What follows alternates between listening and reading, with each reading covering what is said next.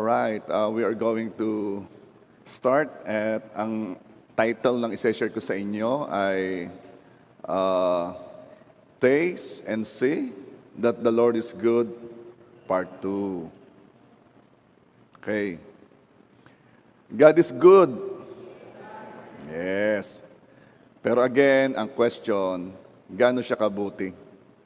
So by God's grace, we will taste and see that the Lord is good. Blessed is the one who takes refuge in Him. Yan ang sabi ng Psalms 34 verse 8. Okay. We're going to number 3. Kasi last Sunday I think hanggang number 2 tayo. No? So number 3. Hindi tayo hinahatulan ng Diyos, sa halip ay ipinagtatanggol pa. 1 John chapter 2 verse 1. Mga munti kong anak, ang mga bagay na ito ay sinusulat ko sa inyo upang kayo'y huwag magkasala. Ngunit kung ang sino man ay magkasala, tayo ay may tagapagtanggol sa harap ng Ama, si Jesucristo na siyang matuwid. Kung sino man ay magkasala, hindi tayo hinuhusgahan ng Diyos, sa halip ipinagtatanggol pa. I pray na yun ay ma-reveal sa atin. Tuwing aakusahan tayo ng kaaway, ipapakita lamang ng Panginoong Hesus sa Diyos Ama dahil siya ang tagapagtanggol sa harap ng Ama. Ang marka ng pinagpakuan sa kamay at paa niya at gayon din ang marka ng sugat sa tagiliran. Remember, ito ang gustong makita ni Thomas. Maniniwala lang ako na nabuhay ang Panginoong Hesus kung makikita ko ang mga sugat sa kanyang mga kamay at paa at ang sugat sa tagiliran. Hanggang ngayon, yung paring mga sugat na yan, ang ipinapakita ng Panginoong Hesus, tuwing aakusahan tayo ng kaaway sa harapan ng Diyos. At sasabihin ng Panginoon, Ama, hetong ebidensya, bayad na po yun. Si Jesus lang ang nag-iisang hindi nagkasala, pero may marka ng kasalanan. Si Jesus lang ang nag-iisa sa walang hanggan, na may pilat, pero hindi karapat-dapat magkaroon noon. Binayada niya ng buo ang parusa ng ating kasalanan, hindi na tayo kailangang mahiya, magilty, o makaramdam na hindi karapat-dapat, or unworthy, Hindi tayo hinahatulan ng Diyos, sa halip ay ipinagtatanggol pa. Ito ang sabi ng Romans 8:33 at 34. Sino magsasakdal ng anuman laban sa mga pinili ng Diyos? Ang Diyos ang siyang umaaring ganap. Sino ang hahatol? Si Kristo Jesus na namatay? Oo, siyang muling binuhay mula sa mga patay, na siya ring nasa kanan ng Diyos, na siya ring namamagitan para sa atin. Pag-usapan natin yung hinahatulan or hinuhusgahan. Ano bang ibig sabihin na yung hinahatulan o hinuhusgahan? Alam mo yung hatol, it means final decision, final opinion, final belief. Yun na. Wala nang baguhan. Para bagang talagang masamang tao yan. Dapat di yan ay whatever. At ang tanong doon sa Romans 8:33 at 34, sino mag-aakusa sa kanila? Ibig sabihin ay sa atin. Sino mag-aakusa sa kanila upang hatulan? At sinasabi ditong hindi ang Diyos. Ang Diyos pa ngang umaaring ganapong, ibig sabihin nagja-justify. Ibig sabihin, siyang kumikilos upang maging matuwid tayo. 2 Corinthians 5:21. Ginawa niyang may kasalanan siya na hindi nakakakilala ng kasalanan upang sa Kanya tayo maging katuwiran ng Diyos. Ginawa ng Ama si Jesus na may kasalanan upang kay Kristo tayo ang maging katuwiran ng Diyos. Ang righteousness natin is not because we did so many good things. Ang righteousness natin because we accepted Jesus. Ang sunod na tanong, sinong hahatol? For sure, hindi si Jesus. Dahil siya pa nga ang namamagitan. O ano naman ang namamagitan? Ang namamagitan is intervening in behalf of another. Yung bang siya ay nakikialam para sa kapakanan ng iba. At let me illustrate this dito sa pangyayari. Yung mga scribes at mga Pharisees, may dinala sila na babae sa harapan ni Jesus. Sa babaeng ito'y naakusahan ng adultery. Pinatayo nila yung babae sa kalagitnaan nila. Grabe, ano? At ang sabi nila kay Jesus, Panginoon, Rabbi, sabi sa batas ni Moses, ay dapat batuhin ang mga ganito. Anong masasabi mo, Jesus, tungkol sa kanya? Nakasulat sa batas ni Moses, kapag ka nahuli sa adultery, dapat ay batuhin. Anong masasabi mo? John chapter 8 verse 7. Ang walang kasalanan sa inyo ang siyang unang bumato sa kanya. Yan ang nakakatuwa sa Panginoong Hesus. Walang maraming imik. Pero pag nagsalita, puso agad. Ang walang kasalanan sa inyo ang siyang unang bumato sa kanya. Si Jesus ang namagitan para sa kapakanan ng babae. Kaya siya ang namamagitan. At ano nangyari? Isa-isang nag-alisan ang mga taong gustong bumato hanggang si Jesus at ang babae na lang ang natira. At ang babae, nakatayo pa rin. Bakit kaya ang babae nakatayo pa rin? Wala ng tao eh. John 8 verse 10. Babae, nasaan sila? Wala na bang ni isang humatol sa'yo? Verse 11. At sinabi niya, walang sino man, Panginoon. Sinabi ni Jesus, hindi rin kita hinahatulan.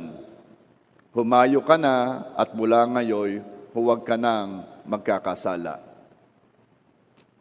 Okay, let's talk about this. Hindi naman ibig sabihin at sinaway ng Diyos ang mga taong gustong bumato sa babae. It doesn't mean yung babae walang kasalanan. Hindi naman ibig sabihin at sinasabing huwag mong husgahan ay walang kasalanan eh. Talagang may kasalanan, nahuli nga eh. Ang ibig lang sabihin ng Panginoong Hesus, huwag niyong hatulan, period. Yun lang yun. May kasalanan, oo nga, huwag mong hatulan. Bakit hindi dapat hatulan? Bakit hindi natin dapat hatulan? Obvious na obvious namang nahuli nga. Pwede nang hatulan na. Sure na eh. Kasi, hindi dapat hatulan kasi,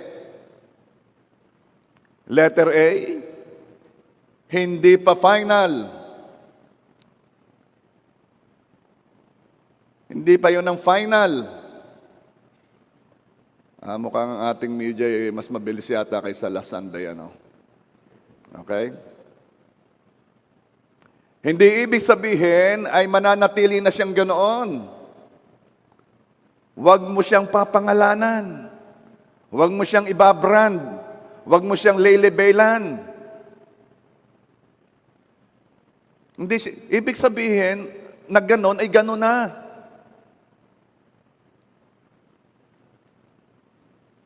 Maraming nag-aakala sa akin ako'y artista. Nilelebelan nila ako. Wag. No. Alam mo yung husga, usually negative. Okay? Di ka hinuhusgahan ni Jesus kasi alam ni Jesus na you are not what you do. You are what God has done and is doing for you. Ikaw ay kung ano ang ginawa ng Diyos at hanggang ngayon ginagawa ng Diyos. Yun ikaw. Ano bang ginawa ng Diyos sa iyo? Ay bigay namatay nga ang Panginoong Hesus para sa iyo upang ang kasalanan mo'y kunin at ang katuwiran niya ibigay sa iyo. Then you are the righteousness of God in Christ Jesus. You are not what you do. You are what God is doing for you. And doing to you. Ano bang ginagawa ng Diyos sa iyo? Itong ginagawa ng Diyos sa iyo. Ikaw ay kanyang hinihila, inaakay upang makamukha niya sa araw-araw. Kaya habang nakikita mo ang kaluwalhatian ng Panginoong Hesus, ikay nababago from glory to glory. Kaya sabi ng Panginoong Hesus, huwag mong husgahan, hindi pa final. Kaya naman, sinabi ni Jesus, hindi rin kita hahatulan, humayo ka na at mula ngayon huwag ka nang magkakasala. Dahil alam ng Panginoong Hesus, hindi pa final. Hindi siya laging ganon. So anong ibig ko sabihin? Hanggat may Jesus, tingnan nyo, ano bang narinig ninyo? Hanggat may buhay, may? Yan ang malimit na sabihin eh. Ba't hindi pa tumbukin agad? Hanggat may Jesus, dapat, kasi si Jesus ang buhay eh. Hanggat may Jesus, may pag-asa.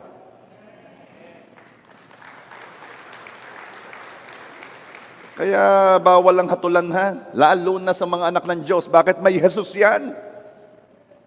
At hanggat may Jesus yan, ay nako, napakatindi ng pag-asa. Buhay na pag-asa. Hindi, Pastor, hindi na magbabago yan. Paano mo nalaman? Hindi pa final. Si Zacchaeus, walang gustong sumama sa kanya, hinatulan na ng buong bayan, walang gustong mapadikit kay Zacchaeus kasi ang tingin nila si Zacchaeus ang pinakamasamang tao sa kanilang lipunan. Siya ay tax collector, nandadaya, kinukuha ang kanilang mga pera, ibinibigay sa Romano. Oh, very bad si Zacchaeus. Ayaw kong mapadikit diyan. Heto si Jesus, dumating doon at sinabi, Zacchaeus, hindi pa final. May ginagawa ako sa iyo. Anong ibig sabihin ng Panginoong Jesus? Bakit kita huhusgahan? Ay, may ginagawa ako sa iyo. Kapatid, yang iyong kapatid, may ginagawa ang Diyos diyan. Nakikita mo man o hindi, itong sure ko, may ginagawa ang Diyos sa kanya. Sino naman nakarinig ng God is a God of second chances? Yung bang, alam mo kasi, ang mga tao, ayaw ko na. Ang Diyos, hindi. Ang tingin sa iyo ay ng Diyos ay hindi pa final. Sabi ng Panginoon sa iyo, alam mo, ikay masterpiece ko eh. Anong ibig mo sabihin? Ikaw ay inaayos ko, pinapaganda ko, nilililo ko, pinopormahan ko, binabago ko, dahil alam ko ang magiging anyo mo mamaya o bukas.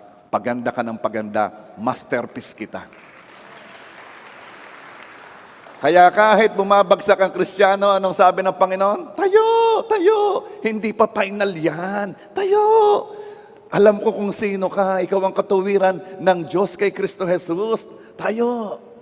Kaya kapatid, because God is a second chances, God is a God of second chances, it means laging mababago yan, laging sa paganda yan.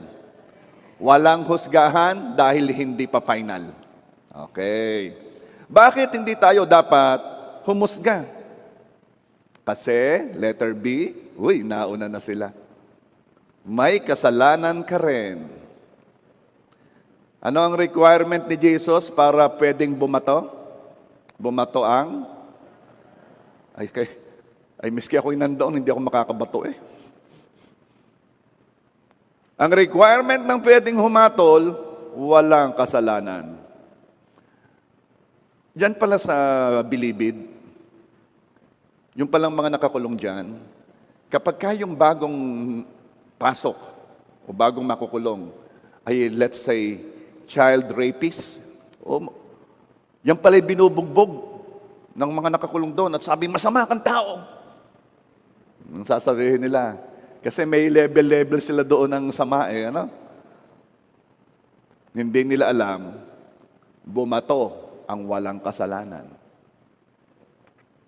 Walang pwedeng bumugbog kahit kay Hitler dahil bumato ang walang kasalanan. Si Jesus lang ang walang kasalanan. Siya lang ang pwedeng humatol. Pero hindi rin siya humatol eh. Let's talk about Hitler. Nabanggit ko na rin eh. Ano? You know, I read this. Kapag ka daw nalaman mo kung ano ang impyerno, kahit si Hitler, ayaw mo makarating doon. Ganun kagrabe. Kaya yung mga nagsasalitang go to, ay hindi nila alam ang kanilang sinasabi. Sabi, pumunta ka sa impyerno. Ha? Hindi mo alam ang sinasabi mo. Kahit yung pinakamasamang tao, ayaw mong pumunta doon. Ganong kagrabe ang hell. Kaya hindi tayo pwedeng humatol eh. Dahil si Jesus na walang kasalanan, hindi nga humatol. O letter C, bakit hindi dapat tayo humatol? Kasi mahahatulan ka rin. Matthew 7 verse 1, do not judge or you too will be judged. Alam mo yung paghatol, yung panghusga, yung pangjudge, napakahirap na role yan. Napakahirap niya yan. O letter D, another reason kung bakit hindi ka dapat tumatol, kasi hindi ka judge. Hindi mo alam lahat, kaya hindi ka pwedeng humatol.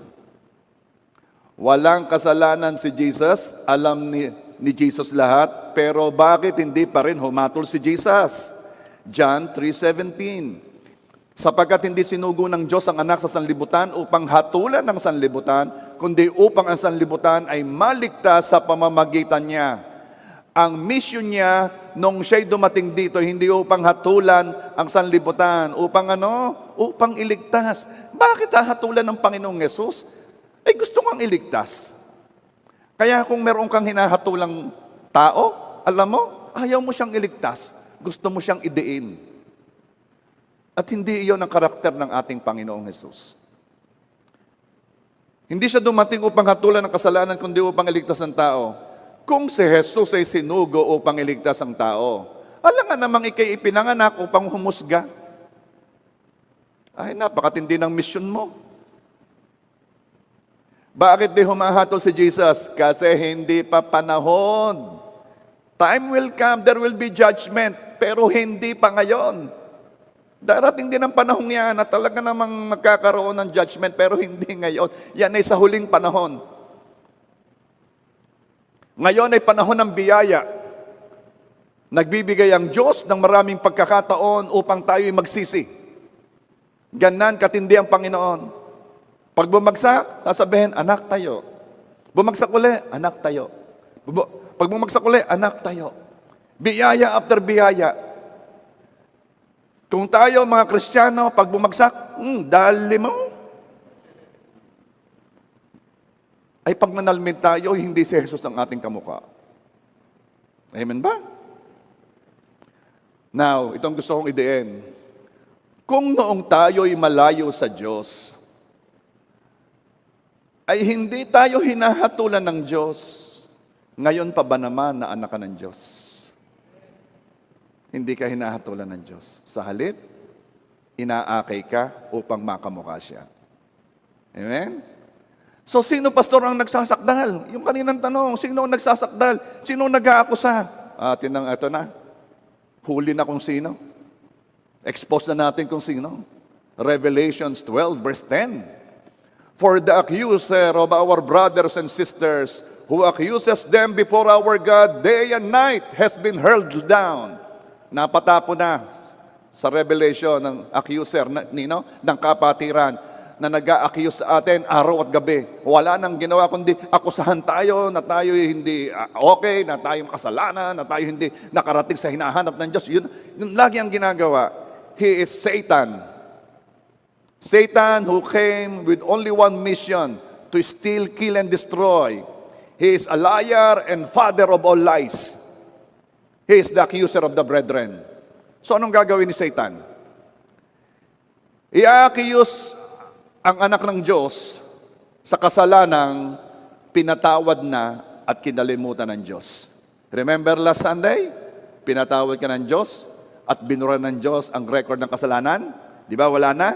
Ay hindi. Si Satan ang gagawin niya. Papaalala muli sa iyo yung kasalanang pinatawad na at kinalimutan ng Diyos. Na kahit nakuha na ni Jesus ang kasalanan, nakuha na sa iyo, at ipinako sa krus kasama niya, Satan will still remind you of it. Tanda mo ginawa mo. Making you feel that the sin is still there. Tanda mo yung ginawa mo. Making you feel that the sin is still yours. Katindi mo rin nga. Then, you will feel sad, broken, guilty, dirty, ashamed, unworthy, condemned. Yan ang trabaho ni Satanas. And please, Christian, kailangan maliwanag ang role ha. Hindi natin trabaho yan. Hindi mo tutulungan si Satanas, tagapagpaalala ng kasalanan ng iba. Kay Satanas lang yung gawain. When this happens, pag ito'y nangyayari na, anong gagawin mo? Alalahanin mo lang muli ang naganap sa cross.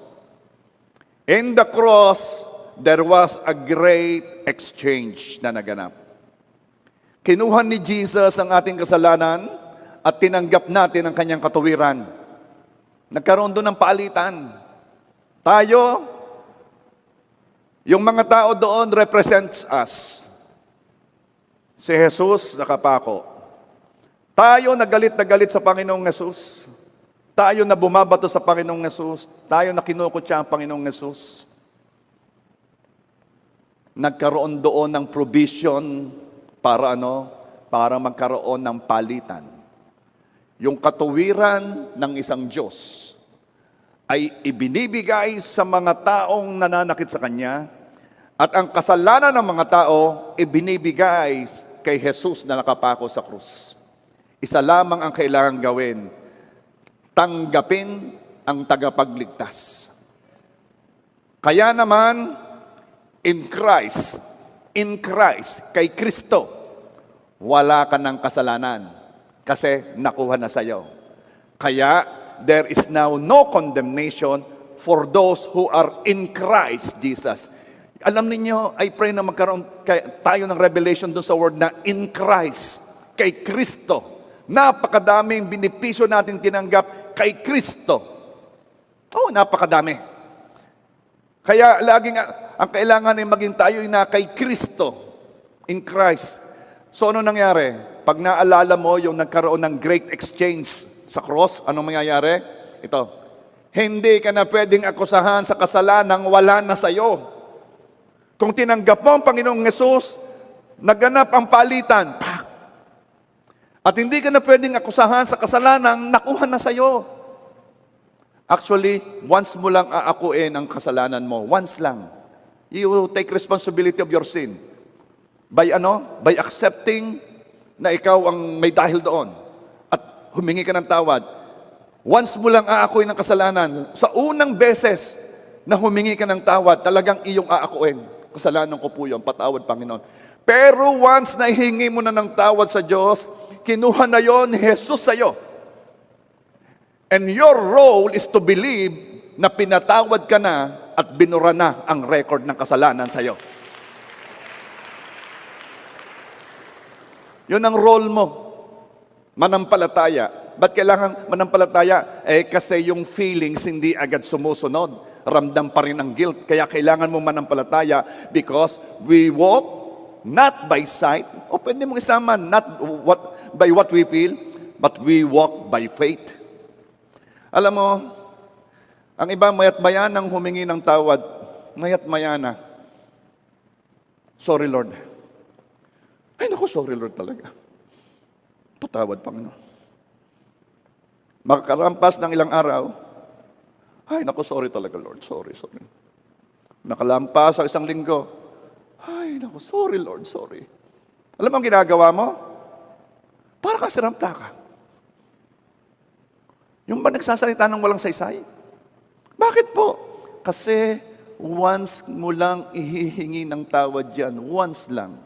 At ang susunod, manampalataya ka ng tinanggap mo ng kapatawaran.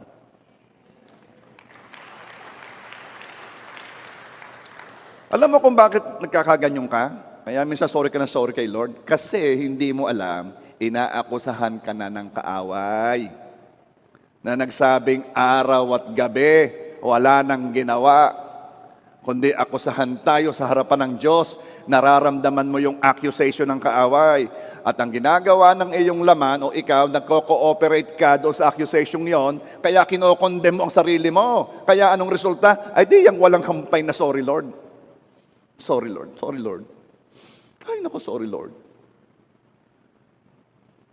Papaalala ko sa inyo. Huwag mong hintaying mawala ang feelings ng guilt bago ka maniwala na pinatawad ka na. We don't walk by what we feel. We walk by faith. Huwag mong hintaying mawala yung feelings na yon. Masama pa rin yung pakiramdam ko. Doesn't matter. Irrelevant yung nararamdaman mo. What matters is, pinatawad ka ng Diyos at sapat na yon. Kaya pag napansin mo ang sarili mong hingi ka na ng hingi ng tawad, mayat maya humingi ka na ng tawad sa kasalanan nagawa mo noon, na pinatawad na ng Diyos, itigil mo na. Hindi ka nananampalataya noon. Hindi ka nananampalataya. Kasi pag ginagawa mo yon, para mong binabawi ang kasalanan kinuha ng Panginoong Hesus sa iyo nung siya'y nakapako sa krus. Parang binabawi mo sa Panginoong Hesus. Panginoong Hesus, baka hirap na hirap ka na diyan, akin na muna uli yung iba kong mga kasalanan at nang gumaan ka naman yung tayo mo diyan. Yun ang ginagawa mo. Kaya nga, the sacrifice was done once for all sins, for all people, for all times. Minsanan lamang yan. Kaya naman, remember, kung inalis na ang sakit, then wala nang symptoms. Kung wala nang infection, then wala nang lagnat. Kung wala na ang kasalanan, then wala na ang guilt, wala na ang shame, wala na ang feeling unworthy. Wala na. Amen?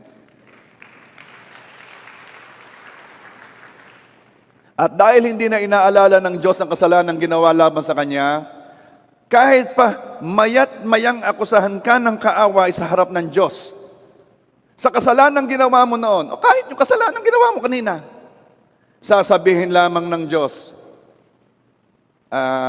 wala akong nakikitang kasalanan sa Kanya.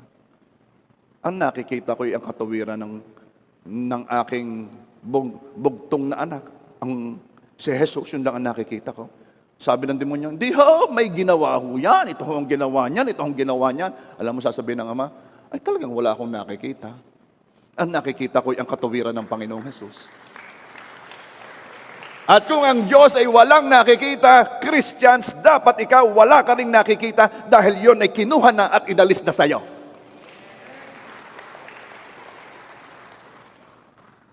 Papaalala ko ha, hindi ka hinahatulan ng Diyos. Huwag kang kumilos na para bagang ikaw ay convict. Parang ikaw ay nahusgahan din. Huwag kang kumilos ng ganon. Iba ang lakad ng mga pinatawad, nilinis, ginastify ng Panginoong Jesus. Iba. Okay. Yan ang number 3. Talaga sa number 3, pwede na umuwi. Makasarap na. Alam mo kung bakit? Kasi hindi natin may iwasan eh. Alam mo mga tao, ganun eh. They always, papaalala sa iyong mali eh. Pero samantalang ang Panginoong Jesus ay limot na eh. Kung hindi man ng tao, miski ikaw. Pinapaalala mo sa iyong sarili ang iyong mali. Please don't do that to yourself, ha? Don't be harsh to yourself. The being whose opinion counts the most has forgiven you and has forgotten all the sins that you have done against Him. Okay, let's go number 4. Kakampi natin ang Diyos. Ay nako, sarap ng kakampi ang Diyos. Alam mo, sa totoo lang, lagi tayong naghaharap ng kakampi. Mas masarap nakausap yung kapareho mo ang team, Yung pareho kayong Lebron, Pero pag ang kausap mo, sana'y matalo yung mga yan. Parang hindi siya masarap kasama, Kumukuha tayo ng simpatiya sa ibang tao para maging kakampi natin. And somehow, nako-comfort tayo, sumasaya tayo, lumalakas tayo pag may kakampi. na gusto ko sanang ipaalala sa inyo. Huwag kayong malungkot kahit hindi sila kampi sa'yo. Sapagkat sapat na nakakampi mo ang pinakamatindi sa lahat.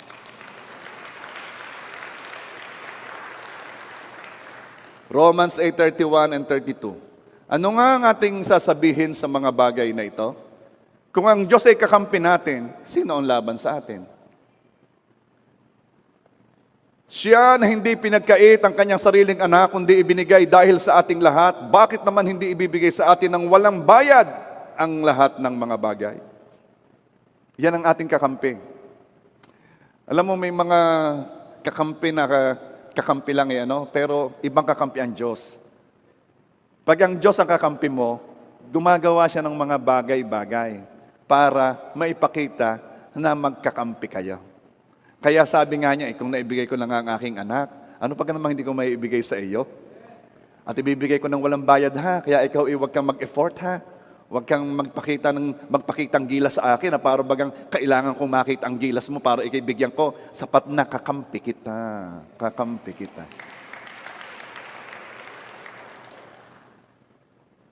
Alam mo, nakakapagbigay ng lakas ng loob, nakakapagbigay ng confidence, ang malamang kakampi natin ng Diyos. Alam mo, kapag yan ay revealed sa iyo, lalakad ka sa kulungan ng leon, tulad ni Daniel.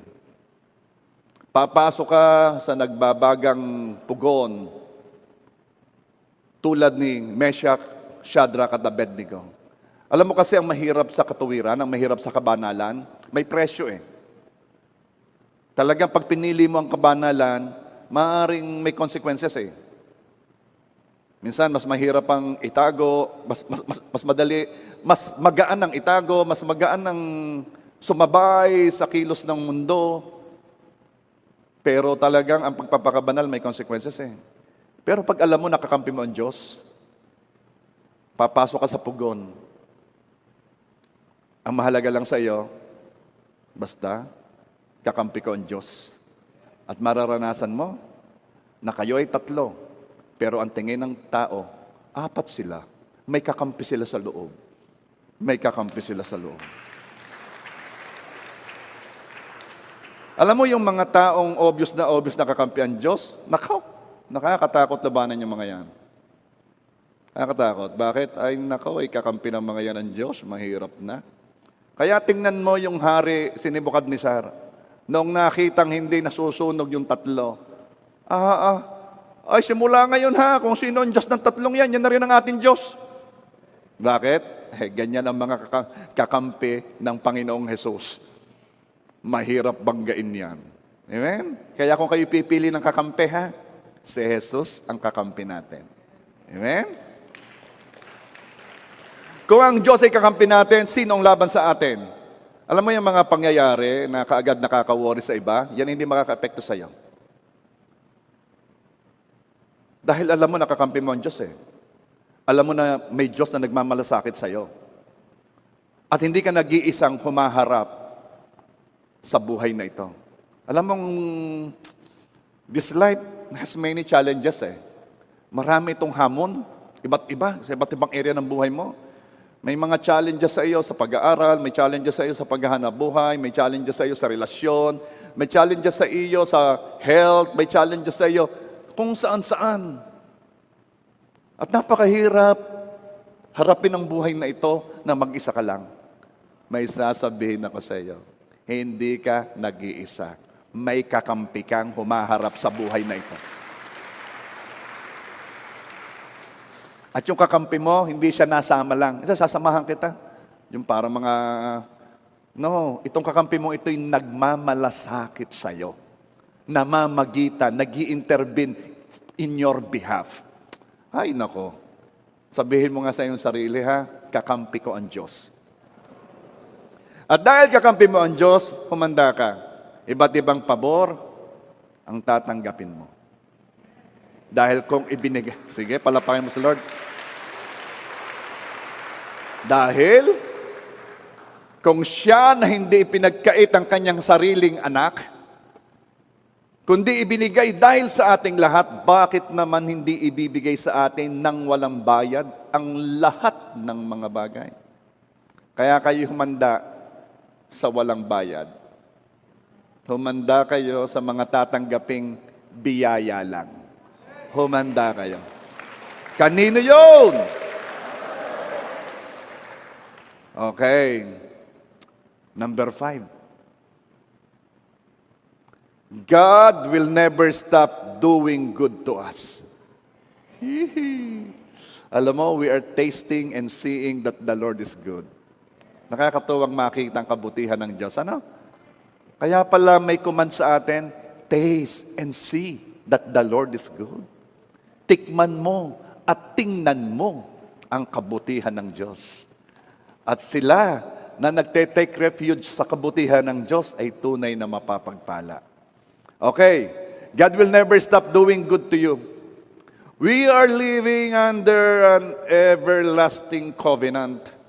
Tayo namumuhay sa ilalim ng walang hanggang kasunduan o tipan. Ano itong tipan na ito? Ano itong kasunduan ito? Ano itong covenant na ito? Let me read it to you. Jeremiah 32 verse 40. I will make an everlasting covenant with them. I will never stop doing good to them, and I will inspire them to fear me so that they will never turn away from me. Oh, I will never stop doing good to them. Ikaw ay natutulog, God is doing good to you. Ikaw ay gising, God is doing good to you.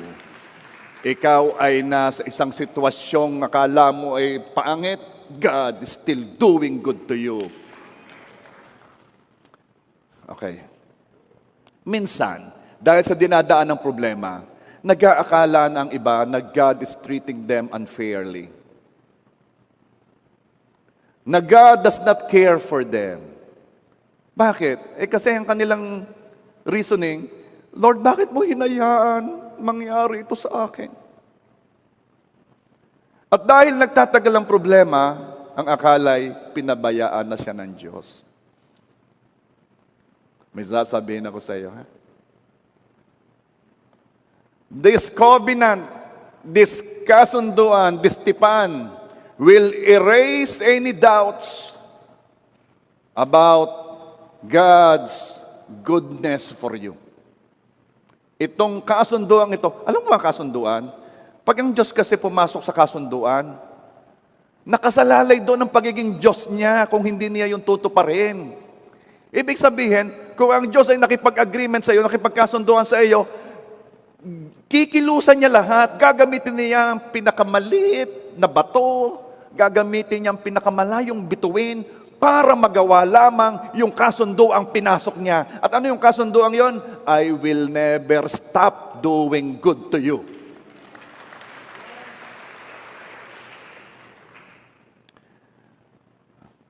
It means, with or without your knowledge, the goodness of God is in whatever situation you are in. Anong ibig sabihin? Ano mang sitwasyon nandoon ka, kumikilos ang kabutihan ng Diyos dyan. Alam mo man o hindi. Whether they are persecution that brings glory to God, or trials that strengthens your faith, or discipline that corrects a certain behavior, the goodness of God is there. At anumang nangyayari, asahan mo, yan ay calibrated, yan ay fine-tuned, yan ay tinimbang, yan ay sinukat, yan ay kinompute, yan ay kinalculate, not to harm you, but to inspire you to fear God and never to turn away from Him. Yan ang covenant. Yang goodness na yan ay mag-i-inspire sa'yo para ikaw ay magkaroon ng banal na pagkatakot sa Diyos. Yung bang pagkatakot ng ibig sabihin, ayaw kong mapahiwalay sa Kanya. Yun ang ibig sabihin, ha? Hindi yung takot na, no, yung banal na pagkatakot sa Diyos. The goodness of God will never stop. The problems will. Kasi yung covenant naman I will never stop doing good to you. Hindi naman sinabing, I will never stop in letting you be in problems o I will never stop the problems in your life. Hindi naman yun I will never stop doing good to you. Kaya ito ang asahan mo. Ang kabutihan, hindi titigil. Ang problema, titigil. Mababago ang sitwasyon kapag nagawa na nito ang purpose noon.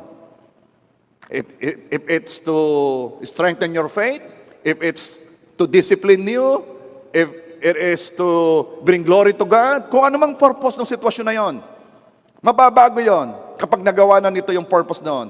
And God will vindicate you by blessing you sa harap ng mga name-persecute sa iyo. Pagpapalain ka ng Diyos sa harapan ng mga nang-aaway sa iyo. And trials will make you a strong, matured Christian. Anong klaseng Kristiyano yung hindi dumaan sa pagsubok? Anong klaseng Kristiyano yung hindi dumaan sa pagsubok ang pananampalataya mo? Anong klaseng Kristiyano? Anong karakter meron tayo kung hindi dadaan sa pagsubok?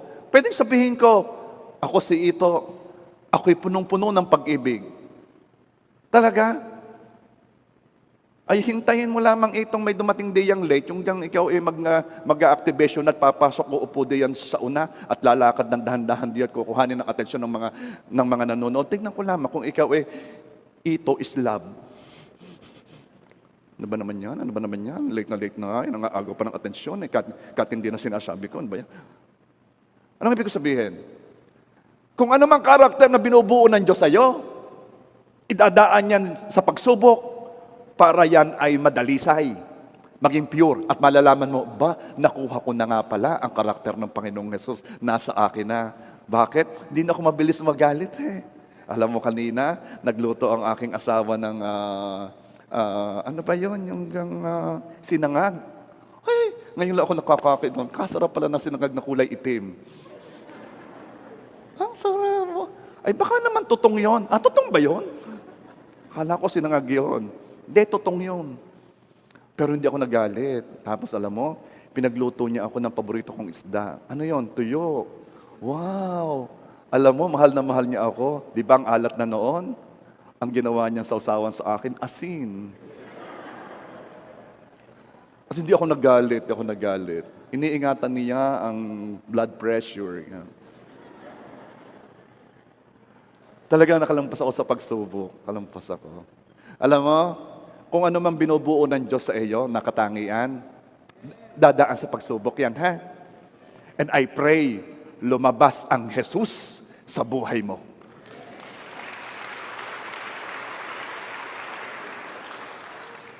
Ito, datindi na pagsubok, kaya lagi ko sinasabi pag matindi ang pagsubok, minamadali ng Diyos ang proseso sa buhay mo.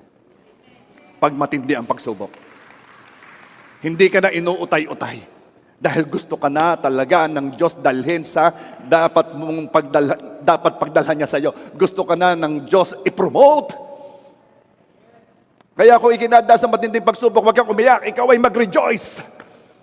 At ang hingin mo sa Panginoon, Panginoon, samahan mo ako, tulungan mo ako na mapagtagumpayan ko ang pagsubok na ito because I know after this, something good is going to happen. Something good is in store. Okay, yung palang kantang yun is sa fellowship. Now, napakasarap na maunawa ang the goodness will never stop. Alam mo, pwede rin naman that sabi kasi dito, the problem is not everlasting. The covenant that says God will never stop doing good to you is the everlasting. Okay? Now, pwede namang the goodness of God will totally envelop or cover the situation that you don't even notice that there is a problem anymore. Dahil sobra na yung pag-ibig ng Diyos, nandoon ang problema pero parang hindi na siya problema. Dahil sobra yung pag-ibig ng Diyos. Now, I want to share to you itong testimony ni Brother George. Si Brother George ay kapatid ni Sister Sonia at maging ni Rev Chesco Studio. Si Brother George ay taga UK Alam niyo ang ibig sabihin ng UK, ano? Hindi yun yung binibilhan ng damit na second hand. Okay, from United Kingdom. Si Brother George ay nagkaroon ng COVID. 24 days siya sa ICU. Nilagyan siya ng tubo. Yung bang diretso sa baga para matulungan siyang huminga. 24 days sa ICU. Sabi ng mga doctors ay hindi maganda ang kanyang kalagayan. 20% na lang daw kung siya'y mabubuhay pa.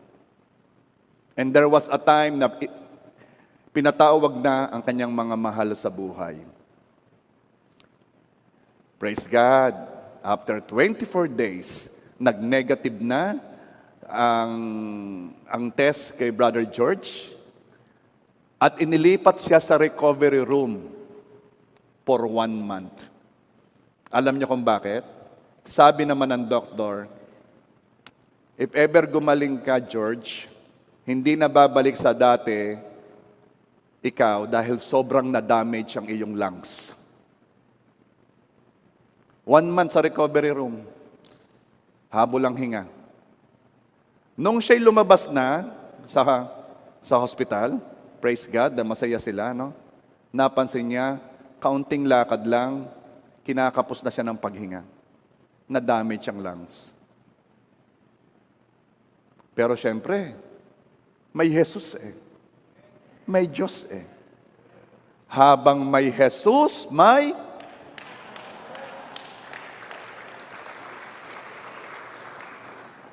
si Brother George ngayon, siya 45 minutes na naglalakad at wala siyang nararamdamang kinakapos ang paghinga.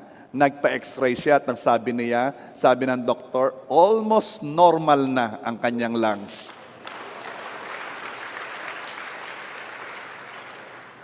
Ito ang mga pagsubok ng buhay. At kahit sa ganitong pagkakataon, kikilos ang kabutihan ng Diyos. Because sabi ng Panginoon, hindi ako titigil ng paggawa ng kabutihan sa inyo. Dati-rati ay hindi priority ni Brother George ang Panginoon o ang mga bagay patungkol sa Panginoon. Ito ang naging resulta at ang patuloy na ginagawa ng kabutihan ng Diyos. Ngayon, set na ang mind ni Brother George that he will serve God. Ngayon, in any way he can, gustong-gusto na daw niyang mag-Bible study. Siyempre, may pandemic pa kaya di niya magawa. Kaya in any way he can, siya ay nag-connect sa kanyang mga friends to share Jesus. Wala siyang absent sa live stream. Most likely, si Brother George ay nakikinig ngayon. At siya ay uma-attend sa midweek mentoring sa Zoom. Yan si Brother George. Yan ang kabutihang nabago at ginawa ng Diyos sa kanya. Ano naman ang nangyari pang mga kabutihan? Itong nangyari. Yung mga kapatid ni Brother George, and they are 6, nabuo sa kanila, sila yung magkakalayo ha. Merong nasa ibang bansa, may nandito. Sila yung magkakalayo, pero because of what happened, they started praying together every day. Every day. Lampas na si Brother George sa pagsubok, lampas na. Pero until now, ang magkakapatid ay nananalangin araw-araw. Until now. Alam mo, akala mo lamang pangit, ano? Sige, pangit na. Pero ito sasabihin ko, kahit sa anong sitwasyon, kikilos pa rin ang kabutihan ng Diyos. At mamaya, mas nangingibabaw na ang kabutihan ng Diyos kaysa sa pangit na nangyari. Actually, it was foretold that in the last days, we would get a revelation of God's goodness. Sa huling araw daw, mas titindi pa ang paghahayag ng Diyos ng kanyang kabutihan. Mas titindi yan. Hosea 3 verse 5. In the last days, they will tremble in awe of the Lord and His goodness. Sa huling panahon, sila ay magte-tremble. Ano sa Tagalog magte-tremble? Sila'y manginginig sa paghanga sa Diyos at sa kanyang kabutihan. Bakit sila hahanga? Kasi nakita. Mahirap humanga sa hindi nakikita. Nakita nilang kabutihan ng Diyos. Alam mo, imagine, ang buong bansa ay nanginig sa takot hindi dahil sa pandemic kundi dahil sa kabutihan ng Diyos. Nakaranas ang bansa ng kabutihang hindi niya inaasahan. At doon siya, oh Lord, ang tindi-tindi mo. Kaya humanda ang Pilipinas. Hindi pa tapos ang Diyos sa Pilipinas.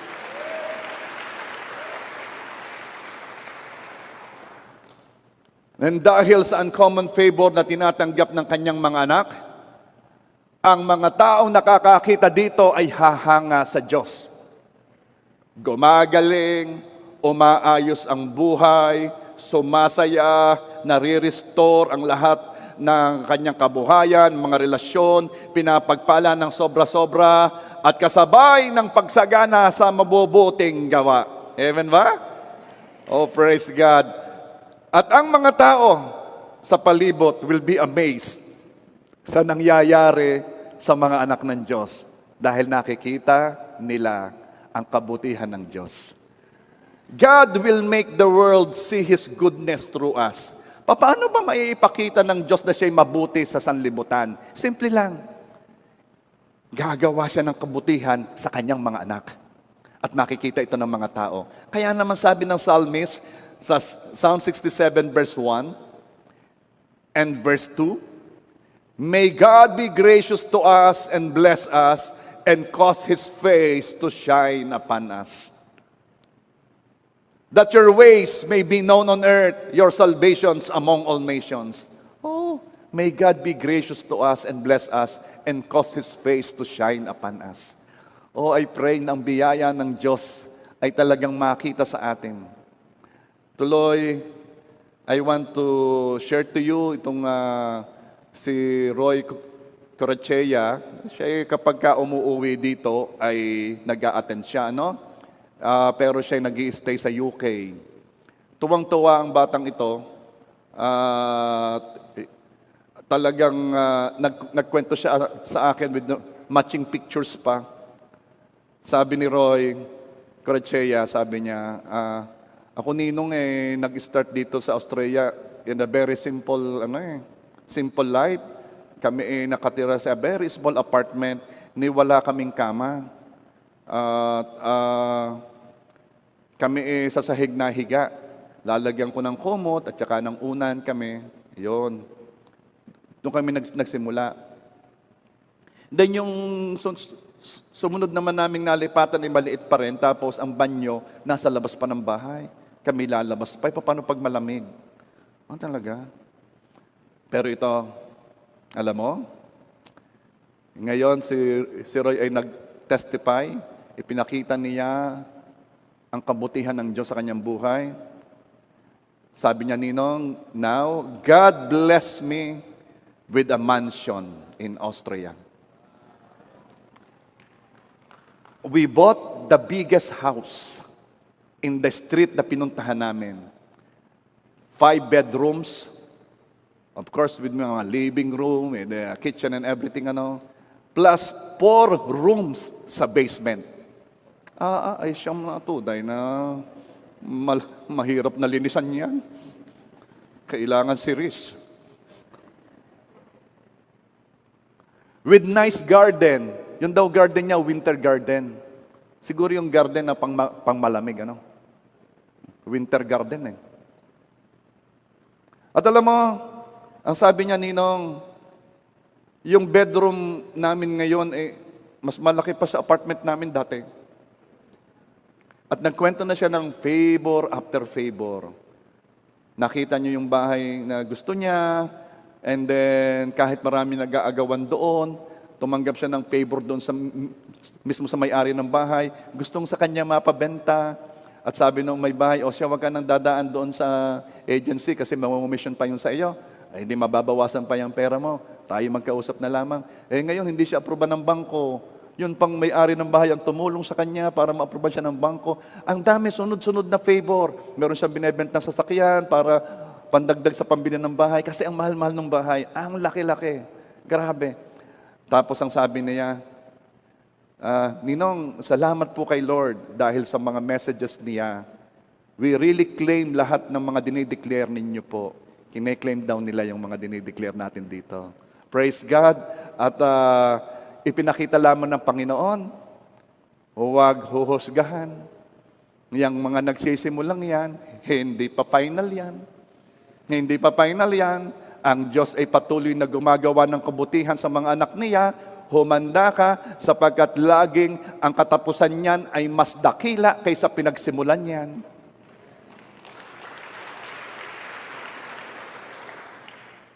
David prayed that he might see the goodness of the Lord in the land of the living. Pero we are blessed. Unlike David, we live under a new and everlasting covenant based on God's promise that He will never stop doing good to us. Kaya humanda kang makita ang kabutihan ng Diyos sa iba't ibang paraan. Humanda ka.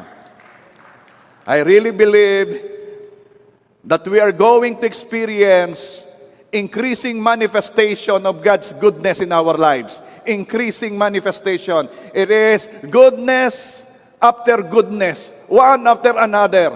Pabuti talaga ng pabuti.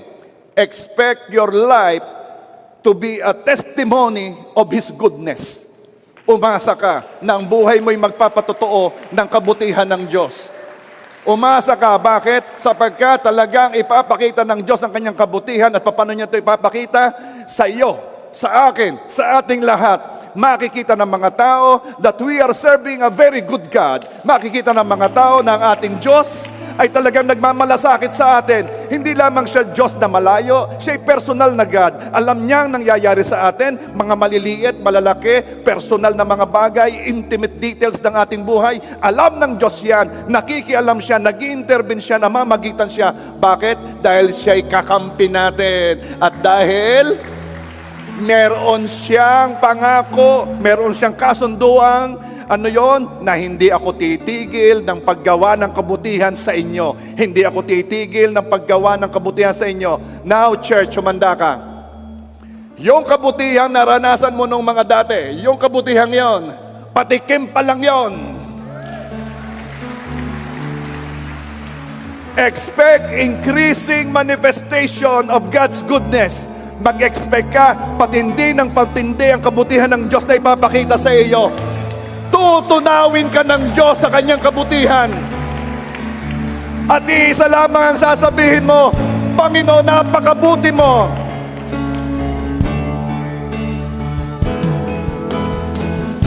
Your goodness is running out, it's running out to me. Your goodness is running out, it's running out to me. Your goodness is running out, it's running out to me.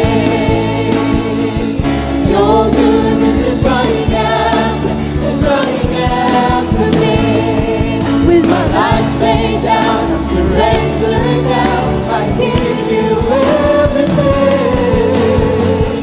Your goodness is running out, it's running out to me. It's running out, it's running out to me. Your goodness is running out, it's running out to me. Life laid down, surrender now, I give you everything. Your goodness is running out, it's running out to me. Alam mo, sabi ng awit, ang kabutihan ng Diyos ay hinahabol ka. Truly, goodness and mercy will follow us. Nung bang, pag pumunta ka sa isang lugar, alam mong may kabutihang nangyari, dahil laging kasunod eh. Alam mo bang anino? Ang anino, hindi kailanman umalis sa iyo eh. Basta may ilaw, may anino, ano? Yun ang kabutihan. Hindi yan naalis sa iyo. Lagi mo yung kasama. Kaya humanda ka. Bakit? Kasi talagang sa huling araw, ipapakita ng Diyos ang kanyang kabutihan. Sa huling araw, hindi lamang ikaw ang makakakita nito at hindi lamang ikaw ang hahanga dito. Pati ang iyong magulang, pati ang iyong kapatid, pati ang iyong kamag-anak, pati ang iyong kapitbahay. At sasabihin nila, ano nangyayari sa kanila? Bakit gano'n? Bakit parang ang saya-saya nila? Bakit ang mukha nila kaliliwanag? Parang wala silang problema. Bakit ang babait nila? Bakit napaka-forgiving nila? Bakit napaka-giving nila? Bakit napaka-generous nila? Bakit napaka-maunawain nila? Why? Because we receive the goodness of God. At dahil doon, ang dali-daling magbigay ng goodness sa iba. You know what? Pastor, gusto ko yan. Gusto ko maranasan ang kabutihan yan. If you are kung nasa live stream ka, kinununod, sabi mo, gusto ko yan, Pastor, gusto ko yan. You want to start the series of goodness na mararanasan mo? Gusto mo maranasan na yung simula ng sunod-sunod na kabutihan? Dito ka magsisimula. Accept Jesus. Accept the person who made it happen. Si Jesus na namatay para sa iyo upang matanggap mo pa ang ibang pagpapala. Tanggapin mo siya. Walang ibang magmamahal sa iyo ng higit kay Jesus. Walang ibang nagpakita ng kabutihan sa iyo ng higit pa kay Jesus. Isa lang ang iyong sasabihin. Aaminin mo lang, aakuin mo lang lahat ng pagkakamali mo. Once lang. At ihihingi mo ng tawad sa Panginoon. At pagkatapos, tatanggapin mo siya bilang nagbayad ng kasalanan mo. Bilang iyong Panginoon, Diyos ng iyong buhay. Inaanyayahan kita, kung nasaan ka man, sumunod ka sa panalangin ito. Ipikit mo ang iyong mga mata, yuko mo ang iyong ulo, sabihin mo, O aking Ama, ako po'y nagsisisi sa lahat kong mga kasalanan. Patawad po. Panginoong Hesus, tinatanggap ko po kayo bilang aking Diyos, Panginoon ng aking buhay, at tanging tagapagligtas. Pumasok po kayo sa puso ko at huwag na po ninyo kong iiwan magpakailanman. Ako na lang mananalangin, manatili kang nakapikit at nakayuko bilang paghanga sa Diyos. Ama, nilalapit ko sa iyo, sino mang sumabay sa panalangin ito. Hayaan mo maranasan nilang kabutihan mo. Ang sunod-sunod na kabutihan mo. Hayaan mo po, Panginoon, na ikaw ay habulin, hanapin pa ng higit kaysa dati ng mga taong ito. Bigyan mo sila ng uhaw sa iyo, Panginoon. Lord God, dinededicate ko sila lahat sa iyo, na walang isa mang mawawalay sa kanila. Oh, I pray, anuman ang pangangailangan nila, Panginoon, ipadama mo ang iyong kabutihan sa pamamagitan ng pagtugon sa kanilang mga pangangailangan ngayon. Salamat po, Ama. In Jesus' name. Amen. Praise God. At sa bawat anak naman ng Diyos na, alam mong tinanggap mong Panginoong Hesus, ito lang ang aking sasabihin sa iyo. Ang buhay mo, paganda ng paganda. Ang buhay mo, pabuti ng pabuti. Ang Diyos may ginagawa sa iyo. Alam mo man o hindi, sigurado ko yon, may ginagawa ang Diyos sa iyo. Bakit? Kasi ang Diyos natin, He is an active God. He is love. At ang love, laging may ginagawa. Yang pag-ibig, hindi yan basta nakahiga lamang. No, ang love laging may ginagawa. And God is love. Kaya humanda ka. Mararanasan mo ang pag-ibig ng Diyos sa pamamagitan ng mga kabutihang gagawin ng Diyos sa iyo. Ako ay nagdi-declare At ako ay I am releasing this because the word of God was preached today and it's about His goodness. Lord, I pray, ma-reveal pa sa amin ang kabutihan mo. Reveal your goodness to us in a very tangible manner. Yung kita, ramdam, dama. Panginoon, all the things are just manifestations of your goodness. Pero what we need, Lord God, is your love. Kaya dalayan ko po, Panginoon, sa bawat kabutihang tatanggapin namin, Lord God, maramdaman namin ang pag-ibig mo doon. At habang nakataas ang aming mga kamay, kasabay ng mga nanonood sa live stream, I am declaring that the goodness of God will be revealed to you. Not only in knowledge, but in physical way. Ang goodness ng Panginoon ay mamamanifest sa iyo. Humanda ka. Merong grabing kabutihan ng Diyos ang ipapakita at ipapadama sa iyo. Na kapag ito ay tinanggap mo na, wala kang gagawin kundi ang lumukso, lumuha, umiyak sa galak at sa tuwa, sapagkat naramdaman mo at tinanggap mo ang kabutihan ng Diyos. I am declaring that the goodness of God now is covering you and your family. Nagdideklara ako ng kabutihan ng Diyos sa pamilya, kabutihan ng Diyos sa iyo, physically, sa iyong health. Nagdideklara ako ng kabutihan ng Diyos sa mga relasyon. Nagdideklara ako ng kabutihan ng Diyos sa finances. Nagdideklara ako ng kabutihan ng Diyos sa spiritual na buhay. Nagdideklara ako ng kabutihan ng Diyos sa salvation ng family, sa salvation ng mga kamag-anak, ng mga kaklase, ng mga kaibigan. Oh Lord God, let your goodness manifest. Let your goodness manifest. Let your goodness manifest. Your goodness is running out, it's running out to me. Your goodness is running out, it's running out to me. With my life laid down, I'm surrendered now, I give you everything.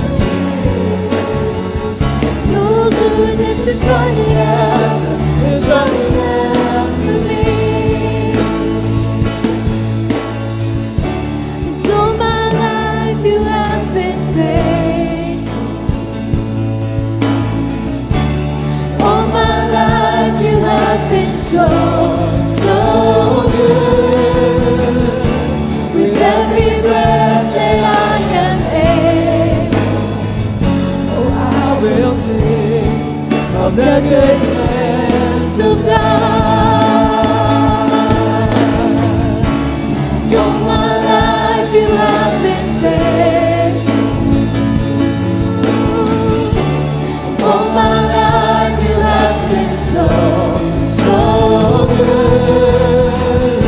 With every breath that I am able, I will sing of the goodness of God. Your goodness is running out, it's running out to me. Your goodness is running out, it's running out to me. Your goodness is running out, it's running out to me. With my life laid down, I give you everything. Your goodness is running out, it's running out to me. O Panginoon Diyos, salamat po sa inyong kabutihan. O napaka sarap mabuhay. Lord, thank you for your goodness. Thank you.